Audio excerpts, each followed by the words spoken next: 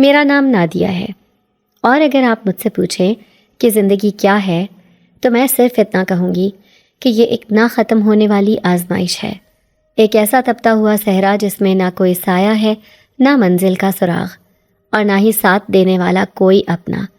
میں اس دنیا میں جینے نہیں، بس نبھانے کے لیے آئی ہوں۔ میں ان گنت راتوں سے جاگ رہی ہوں، شاید اس امید میں کہ ایک صبح ایسی بھی آئے گی جو صرف میرے لیے ہو، جس میں میری ماں کے چہرے پر سکون ہو، میرے بہن بھائیوں کے ہاتھ میں کتابیں ہوں، اور مجھے نوید جیسے مردوں کے ہاتھوں اپنی عزت نہ بچانی پڑے۔ لیکن وہ صبح جانے کہاں کھو گئی ہے، شاید میری تقدیر میں لکھی ہی نہیں۔ ہم ایک پرانے ٹوٹے پھوٹے مکان میں رہتے ہیں جہاں بارش کا پانی چھت سے ٹپک کر فرش پر آ کر ٹھہر جاتا ہے۔ کبھی کبھی لگتا ہے جیسے ہمارا گھر بھی ہم پر ترس کھا رہا ہے، کہتا ہو بس کرو، اتنا جینا کافی نہیں ہوتا، جان چھوڑو میری۔ مگر ہم مجبور ہیں۔ میرے ابا کو دنیا سے گئے ہوئے کئی سال ہو چکے ہیں، اور میری ماں وہ تو اب بمشکل سانس لے رہی ہے۔ اس کی کھانسی کبھی رکتی نہیں، سینے میں ایسا درد ہوتا ہے کہ وہ آدھی رات کو چھت کو گھورتے ہوئے بس ہچکیاں لیتی ہے۔ ہم دوا نہیں لا سکتے، ڈاکٹر تک نہیں جا سکتے، کیونکہ دوا کے لیے پیسہ چاہیے، اور ہم صرف سانسیں رکھتے ہیں، پیسہ نہیں۔ میرے چھوٹے بہن بھائی نائل اور فرح وہ دنیا کے سب سے معصوم بچے ہیں۔ ان کے چہرے پر ایک ایسی روشنی ہے جو شاید بھوک سے ماند پڑ گئی ہے۔ نائل کی آنکھیں اکثر مجھ سے سوال کرتی ہیں، آپی آج روٹی ملے گی؟ آج اسکول جا سکتے ہیں؟ اور میں بس اسے گلے لگا کر روتی ہوں، کیونکہ میرے پاس نہ جواب ہے، نہ راستہ، نہ وعدے۔ میں نے انہیں کئی بار چپ کروانے کے لیے قصے سنائے ہیں، خوابوں کے جھوٹے رنگ بھرے ہیں، لیکن جب نیند کھلتی ہے تو وہی خالی برتن، وہی بجلی کا کٹا ہوا کنیکشن، وہی پھٹے ہوئے جوتے۔ ماں اکثر کہتی ہے، نادیہ تم ہی ہماری امید ہو، اور میں اس کی آنکھوں میں ایسا بوجھ دیکھتی ہوں جو میری عمر سے کہیں بڑا ہے۔ میں 17 سال کی ہو چکی ہوں، لیکن میرے کندھوں پر 70 برس کی تھکن ہے۔ میں نے کبھی بچپن نہیں جیا، نہ گڑیاں سجائیں، نہ عید کی چوڑیاں پہنی، نہ آئینے میں خود کو غور سے دیکھا۔ میں ہمیشہ سوچتی رہی کہ کھانے کی گنتی کیسے پوری ہوگی، بہن کی فیس کون دے گا، ماں کی دوا کیسے لائیں گے، اور نوید سے کیسے بچیں گے۔ نوید ماموں کا بیٹا، وہ جس کی نظریں میرے کپڑوں سے زیادہ میری خاموشی کو نوچتی ہیں، وہ اکثر ہمارے گھر آتا ہے، کبھی ماں کی خیریت پوچھنے، کبھی بہانے سے کچھ دینے، مگر میں جانتی ہوں وہ کیوں آتا ہے۔ وہ ہمیشہ مجھے ایسے گھورتا ہے جیسے میں انسان نہیں کوئی چیز ہوں۔ اس کے ہونٹوں پر عجیب سی مسکراہٹ ہوتی ہے، جیسے وہ کسی وقت کا انتظار کر رہا ہو۔ ایک دن جب ماں اندر تھی اور بہن بھائی باہر، وہ میرے قریب آ گیا۔ اس نے میرے ہاتھ کو پکڑ کر کہا، نادیہ تمہیں کچھ نہیں چاہیے، میرا ساتھ لو اور سب کچھ مل جائے گا۔ تمہیں یہ غربت کی دلدل سے نکلنا ہے نا؟ میرا دل زور زور سے دھڑکنے لگا، میں کانپنے لگی اور بمشکل اپنے ہاتھ کو چھڑوا کر پیچھے ہٹی، مگر میں کچھ بول نہیں سکی، نہ آواز نکلی نہ آنکھوں سے آنسو۔ میں بس لرزتی رہی اور وہ ہنستا رہا جیسے جیت گیا ہو۔ تب سے میں ہمیشہ دروازے کے پیچھے چھپ کر کام کرتی ہوں۔ جب وہ آتا ہے تو میں کمرے میں قید ہو جاتی ہوں، اپنے اندر کی چیخوں کو دبائے رکھتی ہوں، کسی کو کچھ کہہ نہیں سکتی، کیونکہ میں جانتی ہوں کہ کوئی میرا یقین نہیں کرے گا۔ ماموں خاندان کے بڑے ہیں، اور نوید وہ تو شہر میں کام کرتا ہے، کماتا ہے، اور میں تو بس ایک بوجھ ہوں۔ مجھے اگر کچھ ہو بھی جائے تو شاید ماں کو زیادہ دکھ نہیں ہوگا، بس اتنا کہ 2 بچوں کی ذمہ داری ہی بڑھ گئی۔ ابا کے مرنے کے بعد اماں نے ایک جگہ نوکری شروع کی تھی، وہاں سے وہ باجی بہت اچھی تنخواہ دیتی تھی، پرانے کپڑے، بچا ہوا کھانا، ہمارا گزارا ہو رہا تھا۔ مگر پچھلے 2 ماہ سے ماں ایسی گری کہ اٹھ ہی نہ پائی۔ اب کبھی ادھار لے کر کبھی کسی سے مانگ کر گزارا ہو رہا تھا، مگر اب حالات بھرنے لگے تھے، اب مانگنے کا وقت بھی نکل چکا تھا۔ کوئی بھلا کتنے دن تک دوسروں کو کھلا سکتا ہے خدا ترسی کے نام پر؟ میں اکثر رات کو چھت پر جا کر آسمان دیکھتی ہوں، ستاروں کو، چاند کو، اور سوچتی ہوں کیا ان کے بھی مسائل ہیں؟ کیا چاند بھی کبھی رویا ہے؟ کیا وہ جانتا ہے کہ ایک لڑکی دنیا کی سب سے بے بس مخلوق ہو سکتی ہے جب اس کے پاس نہ عزت بچانے کا راستہ ہو، نہ گھر چلانے کا؟ کیا وہ جانتا ہے کہ میں جی رہی ہوں یا بس جیسے تیسے نبھا رہی ہوں؟ کاش کوئی فرشتہ ہوتا جو آ کر کہتا، نادیہ بس اب بہت ہو گیا، چلو تمہیں ایک نئی زندگی دیتے ہیں، جس میں نہ غربت ہو، نہ نوید، نہ چھت سے ٹپکتا پانی، نہ بچوں کی بھوک، نہ ماں کی کھانسی۔ لیکن ایسا کچھ نہیں ہوتا۔ ہر صبح سورج ویسا ہی نکلتا ہے جیسے دنیا میں کچھ بھی غلط نہ ہو۔ ہر دن وہی درد، وہی بوجھ، وہی نظر انداز کیے گئے خواب۔ میں خود کو کبھی آئینے میں نہیں دیکھتی، کیونکہ میں جانتی ہوں کہ میری آنکھوں میں زندگی نہیں، صرف بے بسی ہے۔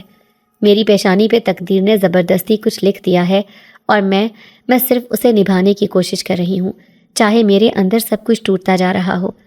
اور پھر اسی ٹوٹ پھوٹ میں ایک دن قسمت نے مجھے اس حویلی کا راستہ دکھایا جہاں سے میری زندگی ایک نیا موڑ لینے والی تھی، مگر مجھے نہیں معلوم تھا کہ وہ موڑ میری روح کی دنیا بدل دے گا یا مجھے خود سے بھی اجنبی کر دے گا۔ اس دن بھی میں ماں کے پہلو میں بیٹھی خاموشی سے ان کی مرجھائی ہوئی آنکھوں میں جھانک رہی تھی۔ ان کے جھریوں بھرے چہرے پر مایوسی کی ایک چھاپ تھی، جیسے وقت نے اپنی ہر سختی ان کے وجود پر ثبت کر دی ہو۔ میں جانتی تھی کہ ان کے اندر کیا طوفان پل رہا ہے۔ جب بھی دوا کے لیے پیسے ختم ہونے لگتے، ان کی خاموشی چیخ چیخ کر مجھ سے سوال کرنے لگتی کہ اب کیا کرو گی نادیہ؟ میں نے ان کے ہاتھ کو اپنے ہاتھ میں لیا، وہی ہاتھ جو برسوں سے میرے لیے محنت کرتے آئے تھے، کبھی مشین پر کپڑے سینا، کبھی گھروں میں برتن دھونا، اور اب جب وقت نے ان کے جسم کو توڑ دیا تو میں کیسے بیٹھ سکتی تھی؟ ماں، مجھے آج سریا خالہ ملی تھی بازار میں نے آہستگی سے کہنا شروع کیا۔ وہ نیم واں آنکھوں سے مجھے دیکھنے لگی۔ کیا کہہ رہی تھیں وہ؟ ماں کی آواز کمزور ضرور تھی، لیکن اس میں ایک فطری تجسس تھا، جیسے ان کی ماں ہونے کی حس ابھی تک زندہ تھی۔ کہہ رہی تھی کہ بیگم صاحبہ کے ہاں ایک حویلی میں کام ہے، صفائی ستھرائی کا۔ وہ لوگ با اثر ہیں، گھر میں سکون ہے، رہائش بھی دیں گے، بس کام ایمانداری سے کرنا ہوگا۔ میں نے ماں کی آنکھوں میں جھانکتے ہوئے اپنی بات مکمل کی۔ وہ خاموش ہو گئیں، جیسے کچھ سوچ رہی ہوں۔ شاید میرے جانے کا خیال ان کے دل کو چھو گیا تھا، شاید انہیں ڈر تھا کہ میں ان سے دور ہو جاؤں گی، شاید وہ جانتی تھیں کہ میری حفاظت صرف دعاؤں سے نہیں ہو سکتی۔ میں نے ان کی طرف جھک کر ان کا ماتھا چوما۔ ماں، ہم کب تک یوں ادھار مانگ مانگ کر جئیں گے؟ کب تک بچوں کی فیسیں ملتوی کرائیں گے؟ کب تک ہم کسی ہمدرد کا انتظار کریں گے؟ اب میں بڑی ہو گئی ہوں ماں، مجھے کچھ کرنا ہوگا۔ ماں کی آنکھوں میں نمی آ گئی۔ وہ بولی، بیٹی، اللہ تجھے اپنی امان میں رکھے، بس عزت بچی رہے، باقی سب ہو جائے گا۔ یہ الفاظ میرے دل کے نہا خانے میں کچھ یوں پیوست ہو گئے کہ جیسے میرے اندر کوئی اذان دی گئی ہو۔ میں نے رات بھر اپنے فیصلے پر غور کیا۔ میں نے وہ لمحے یاد کیے جب چھوٹا بھائی اپنے جوتے میں سوراخ دیکھ کر خاموشی سے نظریں چرا لیتا، جب بہن اپنے کپڑوں کے پھٹنے پر شرمندگی سے منہ چھپا لیتی، اور ماں جب دوا کی پرچی دیکھ کر آنکھوں میں خاموش سوال لیے بیٹھ جاتی۔ رات لمبی ہو گئی تھی، کمرے میں چھت کا پنکھا گھومتا رہا، لیکن میرے ذہن کے سوالات رکنے کا نام نہ لیتے۔ میں نے خود سے کئی سوال کیے۔ کیا میں واقعی تیار ہوں؟ کیا وہ حویلی میرے لیے محفوظ ہوگی؟ کیا میں سب کچھ چھوڑ کر جا سکوں گی؟ مگر ہر سوال کا ایک ہی جواب تھا، مجبوری۔ صبح ہوتے ہی میں نے ماں کے سامنے چند جوڑے رکھے اور کہا، یہ کپڑے میں ساتھ لے جا رہی ہوں۔ سریا خالہ کہہ رہی تھی کہ کل ہی بیگم صاحبہ سے ملواتی ہیں۔ ماں خاموشی سے سر ہلاتی رہیں۔ ان کی آنکھوں میں ایک عجیب سی تڑپ تھی، لیکن زبان پر دعا تھی۔ بازار کی وہ گلی جہاں اکثر سریا خالہ نظر آتی تھیں، آج بھی وہیں موجود تھیں۔ دھوپ میں ان کا جھلسا ہوا چہرہ اور پسینے سے بھیگا دوپٹہ ان کی محنت کی کہانی سنا رہا تھا۔ جیسے ہی انہوں نے مجھے دیکھا، ہنستی ہوئی آگے بڑھی۔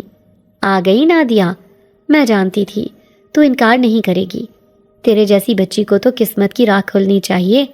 چل، کل ہی حویلی چلتے ہیں، وقت پر تیار رہنا۔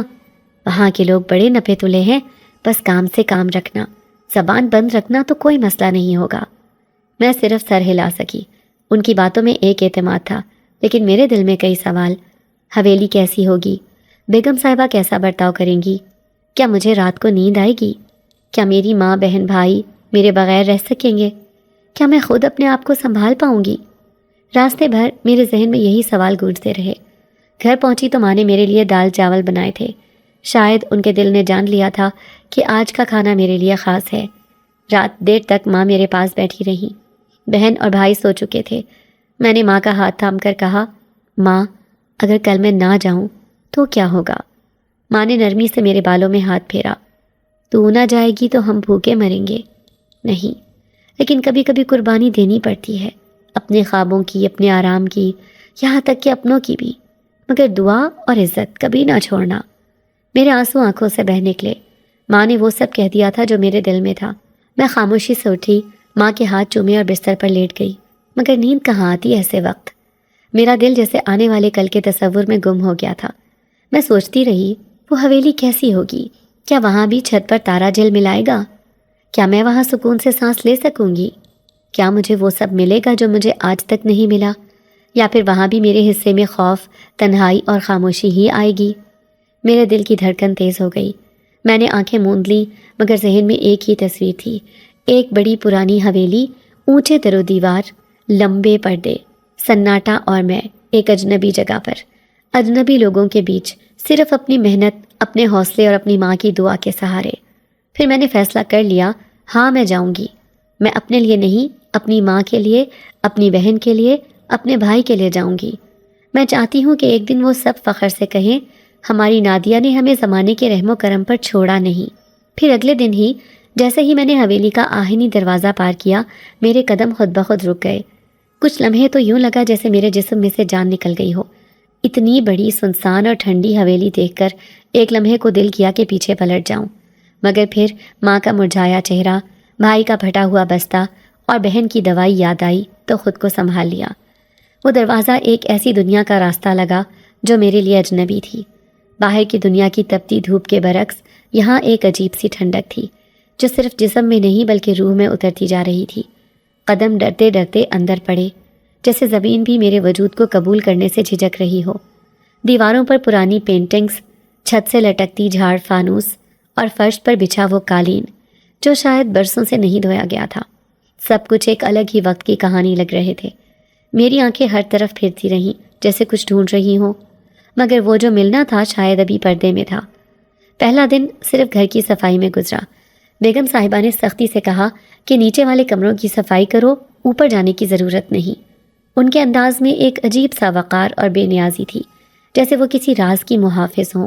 میں نے سر جھکا کر ہاں میں سر ہلا دیا۔ کچن، ڈرائنگ روم اور بیگم صاحبہ کا کمرہ صاف کرنے میں شام ہو گئی۔ حویلی میں خادمائیں بھی تھیں، مگر سب الگ الگ کام میں لگی رہتی تھیں۔ کوئی کسی سے زیادہ بات نہیں کرتا تھا، سب خاموش، جیسے کوئی انجانی ہدایت ہو کہ زیادہ زبان نہ کھولو۔ رات کو جب کام ختم کر کے میں اپنے کمرے میں پہنچی تو تھکن سے چور ہو چکی تھی۔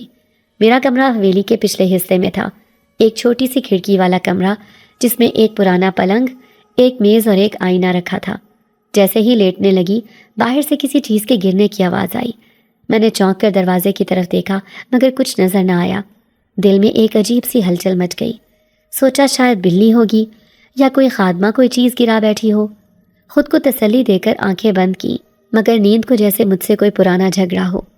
پہلی رات تو جیسے ساری دنیا ہی خاموش ہو گئی تھی، صرف میری سانسوں کی آواز باقی تھی۔ میں لیٹی لیٹی چھت کو دیکھتی رہی، اور پھر وہ لمحہ آیا جب اوپر والے حصے سے کچھ آوازیں آنے لگی، سرسراہٹ، جیسے کوئی دھیرے دھیرے چل رہا ہو۔ دل میں خوف کی ایک لہر دوڑ گئی۔ کوئی مردانہ سانسوں جیسی آواز، بالکل قریب، جیسے میرے کمرے کی چھت کے بالکل اوپر کوئی بیٹھا ہو۔ ایک لمحے کو تو لگا کہ وہ سانسیں میرے ہی کانوں میں پھونکی جا رہی ہوں۔ میں نے چادر اپنے چہرے پر ڈال لی، دل زور زور سے دھڑکنے لگا، ہاتھ پیر ٹھنڈے ہو گئے۔ جی چاہا کہ کسی کو پکاروں، مگر زبان ساتھ نہ دے سکی۔ اگلی چند راتیں بھی ایسی ہی گزری۔ ہر رات کسی نئے ساز کی آواز آتی، کبھی گھنگرو، کبھی سرگوشی، کبھی ہنسی کی ہلکی سی لہر، جیسے کوئی عورت بہت قریب سے ہنس رہی ہو، مگر نظر کچھ نہ آتا۔ ایک رات تو میں نے صاف سنا کہ کسی نے میرے کمرے کے دروازے کے باہر قدم رکھے۔ میں نے سانس روک لی، چادر کے اندر چھپ گئی، مگر دروازہ کھلا نہیں۔ صبح جب دروازہ کھولا تو باہر کچھ نہیں تھا، مگر ایک عجیب سی خوشبو باقی تھی، جیسے کوئی مہنگا عطر ابھی ابھی چھڑکا گیا ہو۔ میں دن میں تو حوصلہ کر لیتی، سب سے بات کر لیتی، مگر رات ہوتے ہی دل میں ایک انجانا خوف اتر آتا۔ کام کرتے کرتے میں اکثر اوپر والے زینے کی طرف دیکھتی جس پر چڑھنے کی اجازت نہیں تھی۔ کبھی کبھی دروازہ تھوڑا سا کھلا ملتا، جیسے کسی نے مجھے دعوت دی ہو کہ آؤ، اندر آؤ، مگر میں ہمت نہیں کر پاتی تھی۔ میرے دل میں ایک سوال ہر وقت گونجتا کہ آخر وہاں ایسا کیا ہے جو مجھے نہیں جاننا چاہیے؟ کیا واقعی بیگم صاحبہ کا بیٹا آرام کرتا ہے وہاں، یا کچھ اور ہے جو ان پردوں کے پیچھے چھپا ہے؟ ایک رات جب بارش ہو رہی تھی اور پورا ماحول بوجھل تھا تو میں نے واضح طور پر سنا کہ اوپر والے کمرے سے کوئی ساز بج رہا ہے، جیسے بانسری یا کچھ اور۔ دل بے اختیار اس دھن کی طرف کھینچنے لگا۔ میں نے دروازے کی درز سے جھانکا، زینے پر ہلکی روشنی تھی اور وہ روشنی دل کو کھینچ رہی تھی۔ لیکن جیسے ہی قدم بڑھایا بیگم صاحبہ کی آواز کانوں میں گونجی، اوپر مت جانا، وہاں میرا بیٹا آرام کرتا ہے۔ میں فوراً پیچھے ہٹ گئی۔ دل میں ایک جنگ جاری تھی، ایک طرف خوف اور دوسری طرف تجسس۔ ان آوازوں کا اثر یہ ہوا کہ میں دن بھر بھی کچھ کھوئی کھوئی رہتی، ایک خوف سا ساتھ ساتھ چلتا اور کسی کو کچھ بتانے کا حوصلہ نہ ہوتا۔ میں سوچتی اگر میں نے کچھ کہا تو کہیں مجھے پاگل نہ سمجھ لیں یا یہ نوکری بھی چھن نہ جائے۔ یہ نوکری تو میرے لیے ایک نعمت تھی، ماں کی دوائیاں، بہن بھائیوں کی تعلیم، سب اسی سے جڑا تھا۔ میں کچھ بھی کھونا نہیں چاہتی تھی، چاہے اس کے لیے اپنے خوف کو پی جانا پڑے۔ کبھی کبھی خیال آتا کیا واقعی سب کچھ میرا وہم ہے، یا کیا حویلی میں کچھ ایسا ہے جو عام آنکھوں کو نظر نہیں آتا، کچھ راز، کچھ کہانیاں، کچھ پرانے دکھ جو ان دیواروں میں دفن ہے۔ جب بھی حویلی کی دیواروں کو دیکھتی تو یوں لگتا جیسے وہ خود بول رہی ہوں، جیسے ہر اینٹ کچھ کہنا چاہتی ہو۔ پرانی تصویریں، پرانی سیڑھیاں اور وہ بڑا سا آئینہ جس میں کئی بار مجھے اپنا عکس بھی اجنبی لگا۔ اب میں عادی ہونے لگی تھی ان آوازوں کی، اس ٹھنڈک کی، اس خاموشی کی جو ہر کونے میں بسی تھی، لیکن دل کا ایک کونا اب بھی کانپتا تھا۔ ہر رات جب گھڑی 12 بجے کا وقت دکھاتی اور اوپر والے کمرے سے وہی سرسراہٹ شروع ہوتی، مجھے لگتا وہ مجھے بلا رہا ہے، مجھے جانا ہے، پر کس کے پاس، کیوں؟ یہ سب سوال مجھے راتوں کو جگائے رکھتے اور میں چپ چاپ چادر میں لپٹ کر اپنے سوالوں کے ساتھ جاگتی رہتی۔ جس دن سے میں نے حویلی میں قدم رکھا تھا، میری زندگی ایک عجیب سی الجھن میں پھنستی جا رہی تھی۔ باہر کے ماحول کی سرد مہری اور اندر کے سناٹا کچھ ایسا تھا جو اکثر میرے دل کو دبا دیتا، لیکن میں نے خود کو سنبھالا ہوا تھا۔ ماں کی بیماری اور بہن بھائیوں کی فیسوں کی ذمہ داری نے مجھے حوصلہ دیا تھا کہ کچھ بھی ہو، ہار نہیں ماننی۔ میں نے دن رات اپنے کام سے کام رکھا۔ بیگم صاحبہ سے بات کم ہوتی تھی، لیکن جتنی ہوتی تھی وہ اکثر سرد لہجے میں ہوتی تھی، جیسے کوئی اندر سے خالی عورت ہو، بس ظاہری روپ میں زندہ۔ ان کے گھر کا نظم و ضبط بہت سخت تھا، ہر چیز کا وقت مقرر تھا، صفائی کا، کھانے کا، یہاں تک کہ سانس لینے کا بھی، جیسے کوئی قاعدہ ہو۔ میں نے خود کو ڈھال لیا تھا ان اصولوں میں، کیونکہ میرے پاس کوئی اور راستہ نہیں تھا۔ لیکن ایک دن سب کچھ بدل گیا۔ میں حسب معمول صبح جلدی اٹھی، کام مکمل کیا، اور جب شام ڈھلنے لگی تو بیگم صاحبہ نے کہا کہ آج حویلی سے جلدی فارغ ہو جاؤ کیونکہ کچھ مہمان آنے والے ہیں۔ مجھے خوشی ہوئی، سوچا کہ چلو آج جلدی گھر جا کر ماں کی تیمارداری بھی کر لوں گی اور چھوٹے بہن بھائیوں کے ساتھ بھی کچھ وقت گزار لوں گی۔ میں نے جلدی سے اپنا سارا کام ختم کیا اور آج اماں سے ملنے کی بیگم صاحبہ سے اجازت طلب کی۔ انہوں نے دے دی۔ میں جیسے ہی حویلی کے دروازے سے باہر نکلی، مجھے سامنے نوید کھڑا نظر آیا۔ اس کا وجود میرے لیے ہمیشہ اذیت کا باعث رہا تھا۔ وہ نہ صرف بدتمیز اور بد لحاظ تھا، بلکہ اس کی آنکھوں میں ہمیشہ کوئی گندی سی چمک ہوتی تھی جب وہ مجھے دیکھتا تھا۔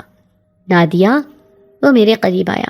اس کی آواز میں وہی پرانی شوخی تھی جسے میں برسوں سے برداشت کرتی آئی تھی۔ کتنی بار کہا ہے، تم جیسے حسین چہرے کو نوکرانی نہیں ہونا چاہیے۔ میری ہو جاؤ، تمہیں یہ سب کچھ کرنے کی ضرورت ہی نہ ہو۔ میں نے اسے نظر انداز کرتے ہوئے آگے بڑھنے کی کوشش کی، لیکن وہ آگے بڑھا اور میرے راستے میں آ گیا۔ اتنی بھی کیا انا ہے تم میں؟ نوکرانی ہو، غرور کس بات کا ہے؟ میں تو چاہتا ہوں تمہیں عزت دوں، گھر کی رانی بناؤں۔ میرے دل میں خوف کی ایک لہر دوڑ گئی، لیکن میں نے کوشش کی کہ میرے چہرے پر کوئی کمزوری ظاہر نہ ہو۔ نوید، ہٹو میرے راستے سے، میں تمہاری کسی بھی بات میں دلچسپی نہیں رکھتی، اور آئندہ میرے راستے میں آئے تو بیگم صاحبہ کو سب کچھ بتا دوں گی۔ اس کے چہرے پر ایک گھٹیا سی مسکراہٹ آ گئی۔ بیگم صاحبہ؟ وہ تو خود اتنی مصروف ہیں کہ انہیں تمہاری فکر ہی کہاں، اور ویسے بھی تمہیں لگتا ہے کہ کوئی تمہاری بات کا یقین کرے گا؟ ایک نوکرانی کی بات۔ میں نے جیسے تیسے خود کو سنبھالا اور جلدی سے وہاں سے نکل گئی، لیکن میرے دل میں ایک بھاری سا خوف بیٹھ گیا تھا۔ راستے بھر میرے قدم لڑکھڑاتے رہے۔ مجھے ایسا لگ رہا تھا جیسے نوید کی آنکھیں میرے پیچھے لگی ہوئی ہوں، جیسے وہ کہیں سے مجھے دیکھ رہا ہو۔ گھر پہنچی تو ماں کی طبیعت ویسی ہی خراب تھی، بخار چڑھا ہوا تھا، چھوٹا بھائی بار بار پانی مانگ رہا تھا، اور بہن کو بھی کھانسی تھی۔ میں نے خود کو سنبھالا، سب کو دوا دی، ساتھ لایا ہوا سالن گرم کیا اور بچوں کو کھلایا، لیکن میرا دل اب بھی حویلی سے واپسی کے وقت کے اس لمحے میں پھنسا ہوا تھا۔ رات دیر تک نیند نہیں آئی، کبھی ماں کے کھانسنے کی آواز آتی، کبھی نوید کی آواز میرے کانوں میں گونجنے لگتی۔ بار بار وہ لمحہ یاد آتا جب وہ میرے قریب آیا تھا اور اس کی بدبودار سانس میرے چہرے پر پڑی تھی۔ مجھے گھن آنے لگی۔ میں نے کروٹ بدلی، آنکھیں موندنے کی کوشش کی، لیکن دل میں خوف نے جگہ بنا لی تھی۔ اگلے دن حویلی میں کام پر پہنچی تو میں خاموش تھی، کسی سے بات نہیں کی، بس نظریں جھکا کر اپنا کام کرتی رہی۔ لیکن اب مجھے ایسا لگنے لگا تھا کہ جیسے کوئی سایہ میرے آس پاس ہے، جیسے نوید کی وہ باتیں میرے دماغ میں اٹک گئی ہوں۔ اور سب سے زیادہ ڈر یہ تھا کہ اگر وہ حویلی تک پہنچ گیا تو کیا ہوگا؟ کیا ہوگا اگر وہ اندر آ گیا تو؟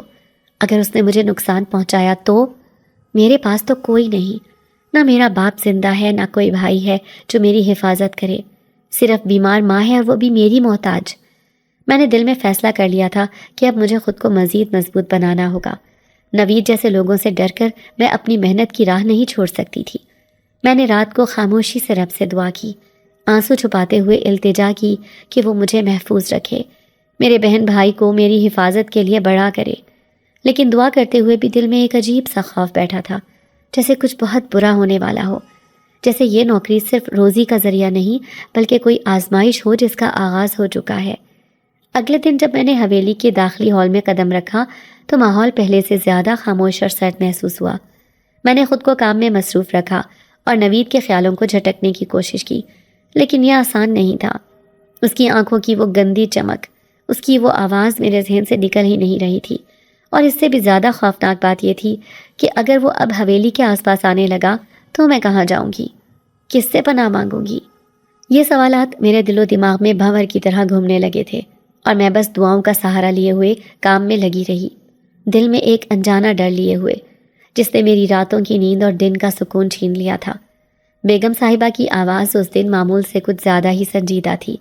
ان کی نظریں مجھ پر ٹکی ہوئی تھیں اور لبوں پر ایک عجیب سا تاثر تھا، جیسے وہ کچھ کہنا چاہتی ہوں مگر روک رہی ہوں۔ انہوں نے آہستگی سے کہا، اوپر والی منزل کی صفائی کر دینا، لیکن یاد رکھنا سرخ پردے والے کمرے میں قدم نہ رکھنا، وہاں میرا بیٹا آرام کرتا ہے، وہ روشنی پسند نہیں کرتا۔ میں نے فوراً سر ہلا دیا، جیسے حکم کی تعمیل میرے لیے اولین فرض ہو، مگر اندر ہی اندر میرے دل میں ایک طوفان سا برپا ہو چکا تھا۔ بیگم صاحبہ کے لب و لہجے میں چھپی سنجیدگی، ان کی آنکھوں میں چھپی ہوئی گھبراہٹ اور وہ سرخ پردوں والا کمرہ، یہ سب میرے دماغ میں چکر کاٹنے لگا۔ میں نے اپنی زندگی میں بہت کچھ دیکھا تھا، غربت، فاقے، ماں کی بیماری، نوید کی وحشتیں، لیکن اس لمحے جو احساس میرے وجود میں اترا وہ خوف اور تجسس کا ایک نیا امتزاج تھا۔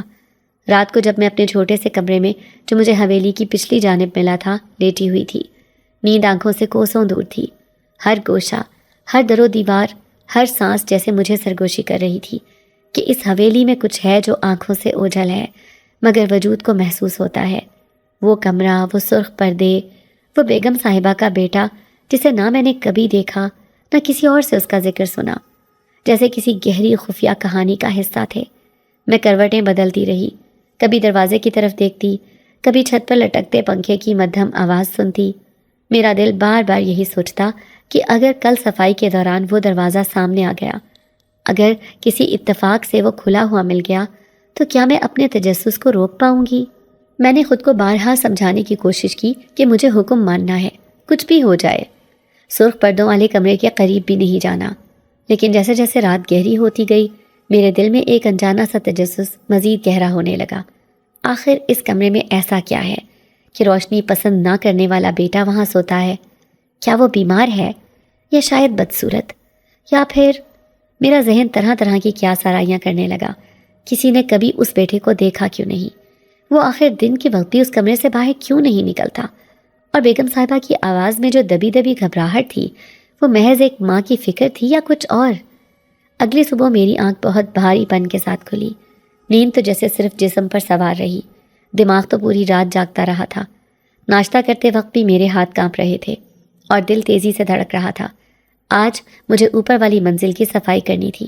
میں نے کئی بار دل میں دعا مانگی کہ شاید آج بیگم صاحبہ اپنا حکم بدل دیں، یا بارش ہو جائے، یا کوئی مہمان آ جائے اور کام رک جائے، مگر ایسا کچھ نہ ہوا۔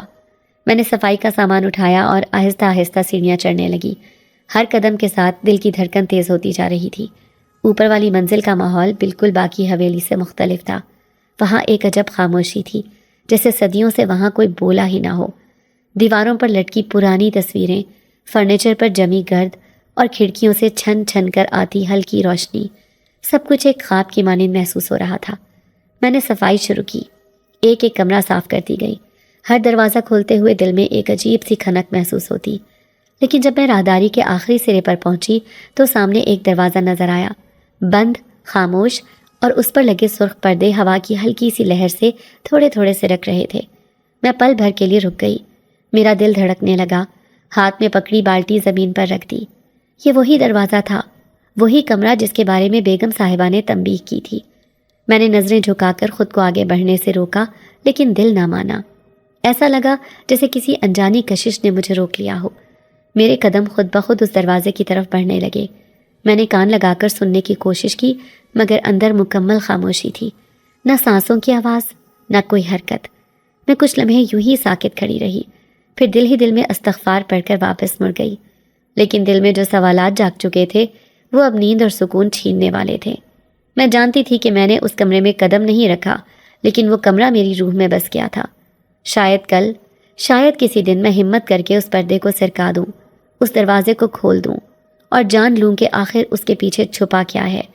لیکن فی الحال میں صرف بیگم صاحبہ کی ہدایت کی تعمیل کر سکتی تھی، مگر یہ ہدایت میرے تجسس کے آگے کتنے دن ٹھہر پائے گی یہ مجھے بھی معلوم نہیں تھا۔ میرے دل میں اس وارننگ کے بعد ایک انجانا سا خوف بیٹھ گیا تھا، جیسے کوئی اندیکھے سائے میرے گرد لپکنے لگے ہوں۔ میں نے بیگم صاحبہ کی بات کا جواب تو ایک خاموش ہاں میں دے دیا تھا، لیکن اندر ہی اندر میری سانسیں تیز ہو رہی تھیں۔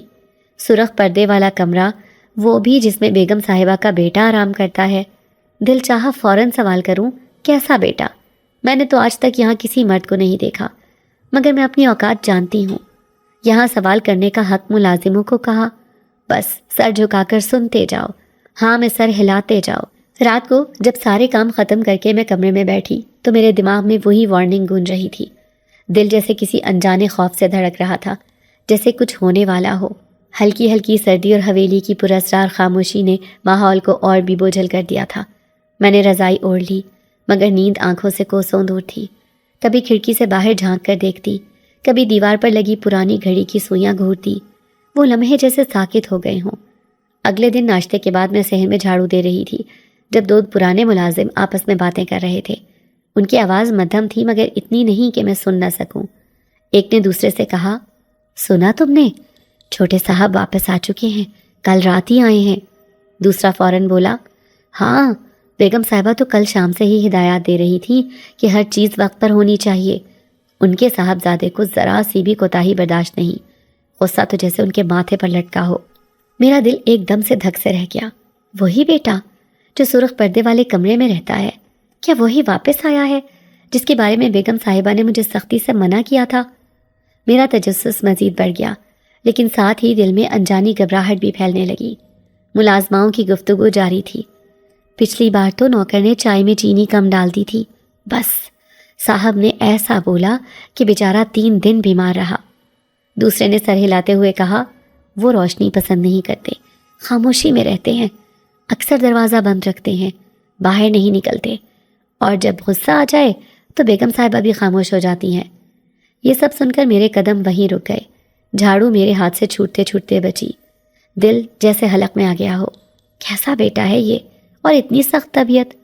دل ہی دل میں دعا کی، یا اللہ مجھ سے کوئی غلطی نہ ہو جائے، مگر ساتھ ہی ایک بار پھر وہی کمرہ، وہی سرخ پردے، وہی ممنوعہ حدود میرے ذہن میں گونجنے لگے۔ میں نے خود کو سنبھالا، جھاڑو دوبارہ اٹھائی اور خاموشی سے اپنے کام میں لگ گئی، مگر دل میں ایک طوفان تھا جو اب رکنے والا نہیں تھا۔ میرے دل کی دھڑکنیں بے قابو ہو رہی تھی، جیسے کسی انجانے طوفان کی آہٹ ہو، جیسے حویلی کی دیواریں بھی مجھے روکنے کی کوشش کر رہی ہوں۔ مگر میں صفائی کرتے کرتے جیسے ہی اس راہداری میں پہنچی جہاں سرخ پردے والا کمرہ تھا، ایک عجیب سی لرزتی ہوئی خاموشی نے مجھے اپنے گھیرے میں لے لیا۔ میں نے ہر دروازہ آہستہ سے کھولا، اندر جھانکا، صفائی کی اور دروازے بند کرتی گئی، مگر جیسے ہی میں اس سرخ پردے والے دروازے کے قریب پہنچی، میرا دل زور زور سے دھڑکنے لگا۔ بیگم صاحبہ کی وہ بات بار بار ذہن میں گونج رہی تھی، سرخ پردے والے کمرے میں قدم نہ رکھنا، وہاں میرا بیٹا آرام کرتا ہے، وہ روشنی پسند نہیں کرتا۔ مگر دل کا تجسس اور قدموں کی نادانی شاید قسمت کا کھیل تھی یا شاید کچھ اور۔ میں نے دروازے کو ہاتھ لگایا بھی نہیں تھا کہ وہ خود بخود چر چر کی آواز کے ساتھ کھلنے لگا۔ اندر مکمل اندھیرا تھا اور سرخ پردے عجیب سی لرزش کے ساتھ ہل رہے تھے، جیسے کسی آہٹ سے کانپ رہے ہوں یا ہوا کی نرمی میں چھپی ہوئی کوئی طاقت ان کو چھیڑ رہی ہو۔ میرا ہاتھ دروازے کی چوکھٹ پر جم گیا، قدم خود بخود اندر بڑھ گئے۔ اندر کا فرش ٹھنڈا تھا، کمرے میں ایک نم سی خوشبو اور کوئی انجانی نمی گھلی ہوئی تھی۔ مجھے سانس لیتے ہوئے بھی ہچکچاہٹ ہو رہی تھی۔ میں نے آہستہ سے آواز دی، مگر کمرے میں خاموشی تھی، ایک ایسی خاموشی جو چیخوں سے پہلے کی ہوتی ہے۔ میں واپس مڑنے ہی والی تھی کہ میرے پیر کے نیچے کچھ نرم سا آیا، شاید کوئی کمبل یا شاید کوئی گدا، مگر میں سنبھل نہ سکی اور اگلے ہی لمحے میرا جسم توازن کھو بیٹھا۔ جیسے ہی میں نیچے گری، وہ نرم وجود کسی انسان کا تھا۔ ایک دم میرے جسم کا وزن جیسے کسی کے سینے پر جا گرا ہو۔ مجھے یوں لگا جیسے وقت تھم گیا ہو اور ایک پل کے لیے سب کچھ ساکت ہو گیا۔ میری چیخ گلے میں اٹک گئی، آنکھیں اندھیرے میں کچھ دیکھنے سے قاصر تھیں۔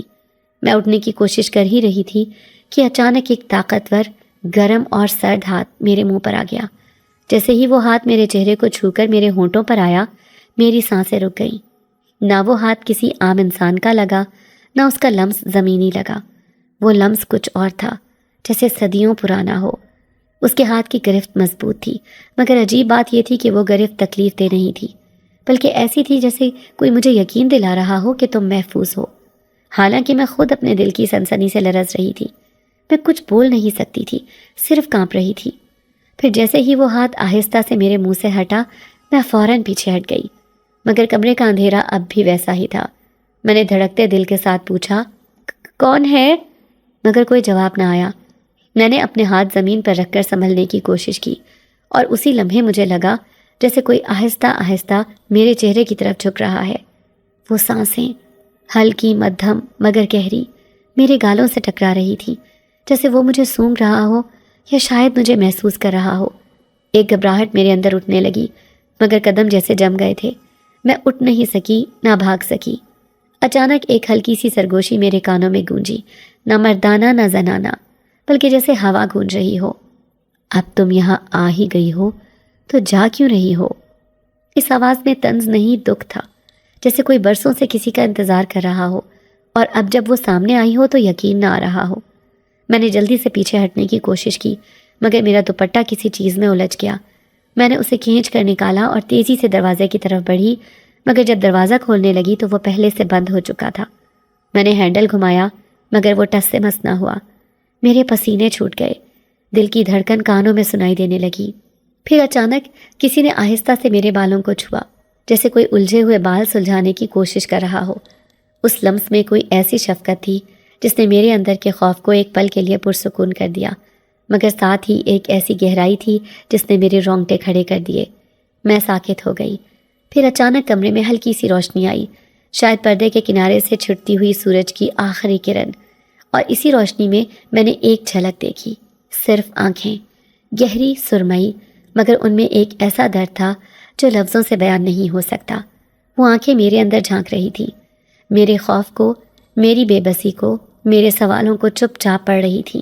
میں کچھ اور دیکھنے کی کوشش کر ہی رہی تھی کہ اچانک دروازہ خود بخود کھل گیا۔ میں لڑکھڑاتی ہوئی باہر نکلی اور سانسیں جیسے میرے حلق سے چھوٹنے لگی۔ میری آنکھیں اندھیرے میں دھندلا چہرہ دیکھنے کی کوشش کر رہی تھیں، مگر روشنی کی معمولی سی کرن بھی نہیں تھی۔ صرف ایک سرگوشی میرے کانوں میں گونجی، جیسے کسی نے خواب میں بول دیا ہو، تم وہ نہیں ہو جو یہاں آئی تھی، پھر بھی تم آ گئی۔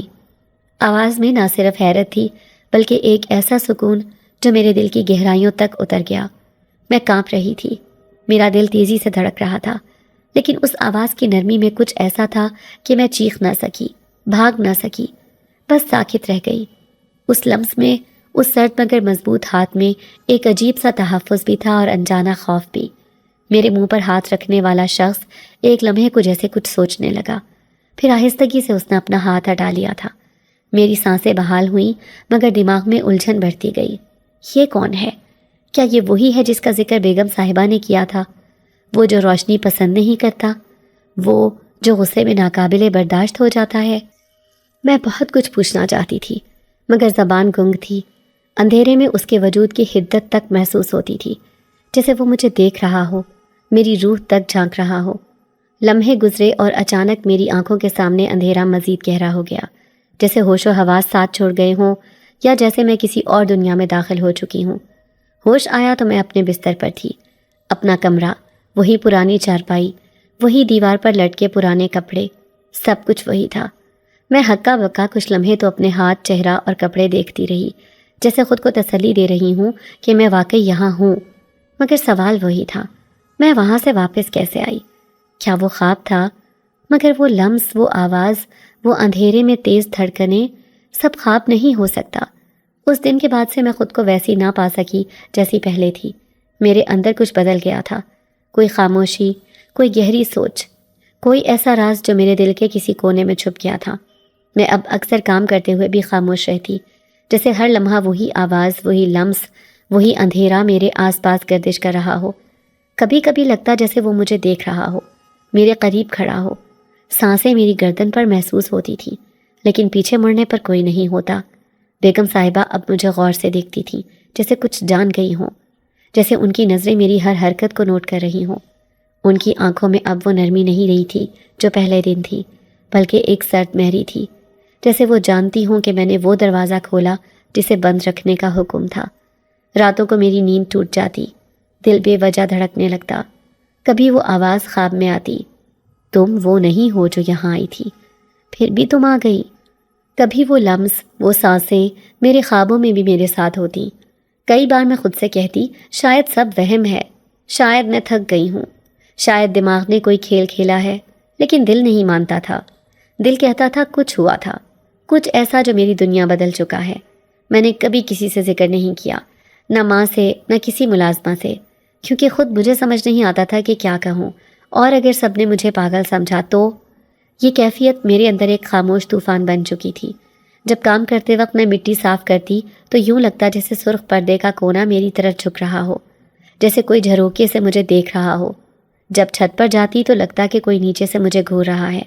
جب پانی بھرنے جاتی تو لگتا کسی کے قدموں کی چاپ میرے پیچھے ہے۔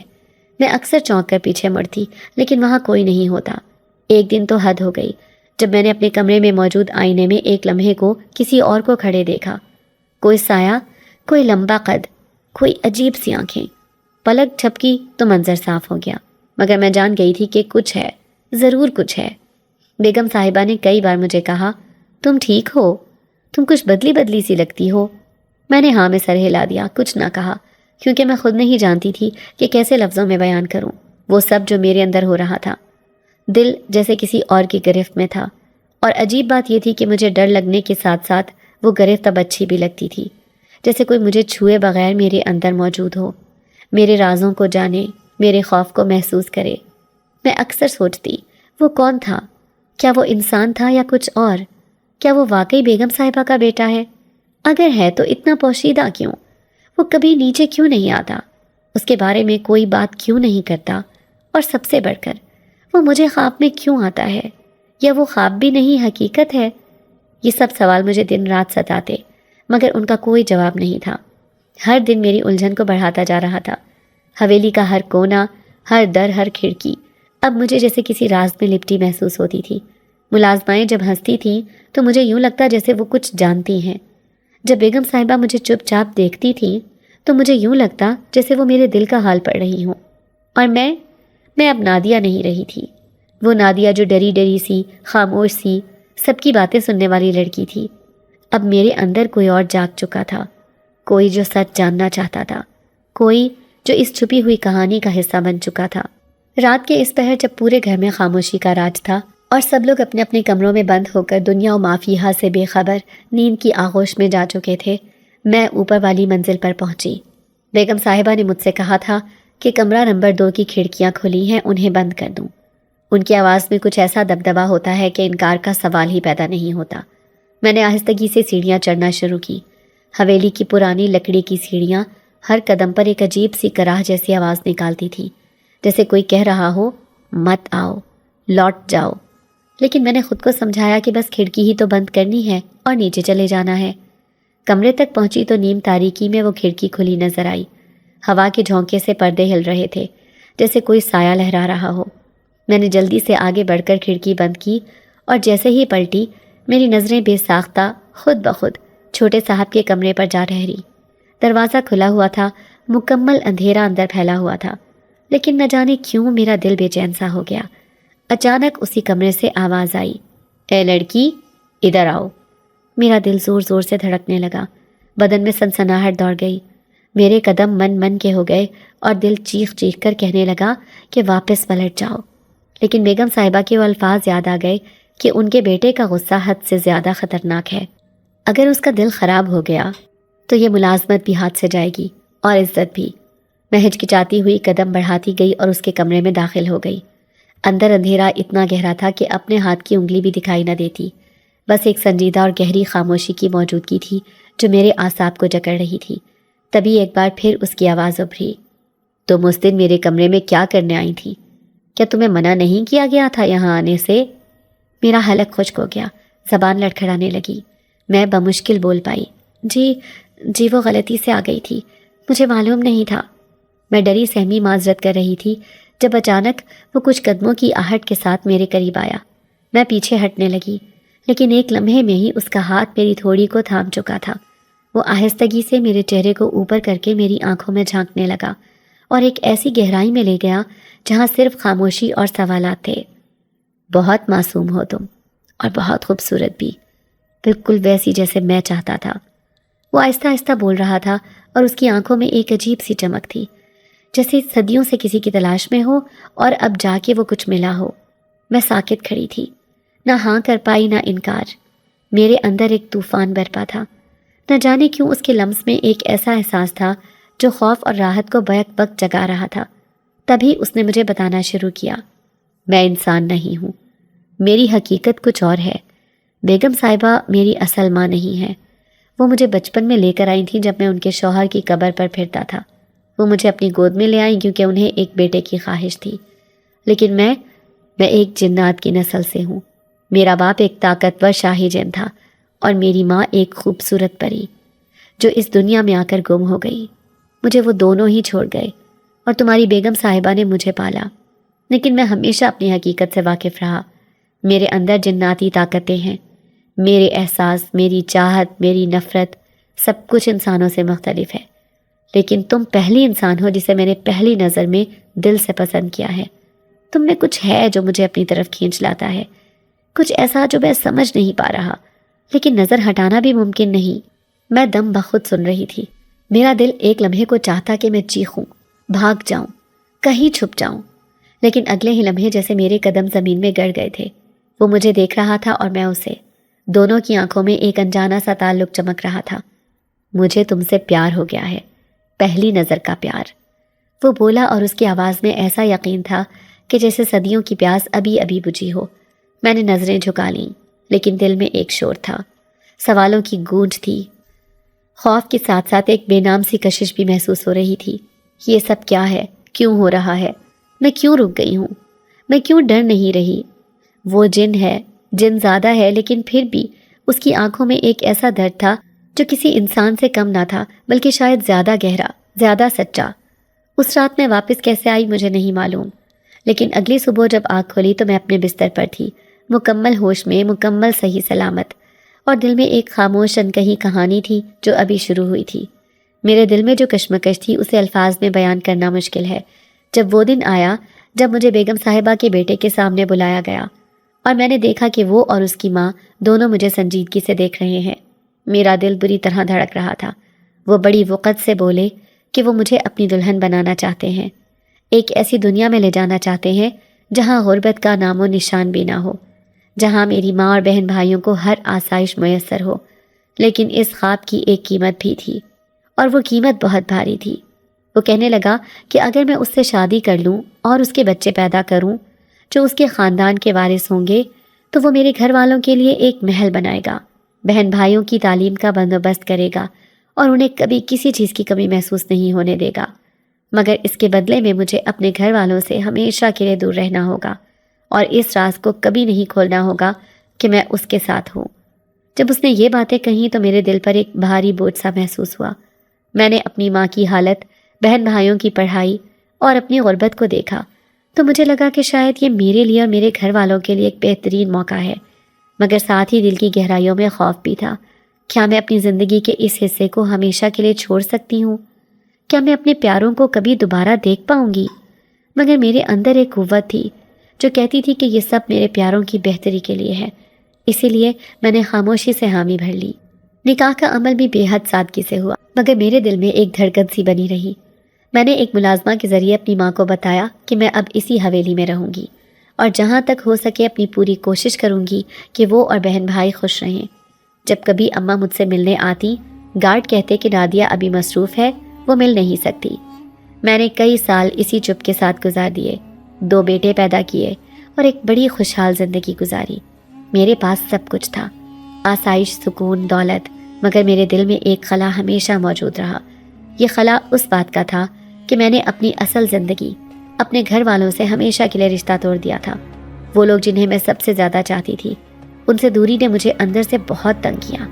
میں نے اپنے گھر والوں کی بہتری کے لیے یہ قربانی دی تھی، مگر کبھی کبھی رات کے سناٹے میں جب میں اپنے بیٹوں کو دیکھتی ہوں تو دل چاہتا کہ میں اپنے ماضی کی زندگی کو تھام لوں۔